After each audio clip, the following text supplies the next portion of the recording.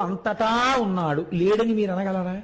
అంతటా ఉన్నాడు. మన శాస్త్రం అదే కదండి చెప్తుంది. వేదమే ప్రమాణం మనకి. ఎక్కడున్నాడు భగవంతుడు? అంతటా నిండి నిబిడీకృతమై ఉన్నాడు. శంకరాచార్యుల వారిని ఒక ఆయన అడిగాడు, భగవంతుడు ఎక్కడున్నాడు అని అడిగారు. అడిగితే శంకర్లు అన్నారు, మీ ప్రశ్న తప్పు. భగవంతుడు ఎక్కడ లేడని నువ్వేమైనా అడగలవా అని అడిగాడు. ఎక్కడున్నాడని అడుగుతాయంటే అంతటా ఉన్నాడు. దానికి జవాబు ఏమిటి? ఇంకా ఎక్కడన్నా లేడా అని అడుగు. లేని చోటు లేదని చెప్పవలసి వస్తుంది జవాబుగా. కాబట్టి ఇప్పుడు అంతటా ఉన్న ఈశ్వరుడు ఉంటే మరి అయ్యప్ప స్వామికి ఇక్కడ గుడి ఎందుకండి? అలా వెళ్ళేటప్పటికి వెంకటనగర్లో శివాలయం, వెంకటేశ్వర స్వామి గుడి ఎందుకు? ఇలా పెడితే భానులింగేశ్వరాలయం ఎందుకు? ఆయన ఎవరో అన్నాడు, ఒక గడుసు కవి, ఇంతమంది అమ్మ తల్లులు ఇన్ని దిక్కులుండగా పంట చేను కాపలాకు నేను ఎందుకో అన్నాడు. అలాగా చిత్రమే కదా.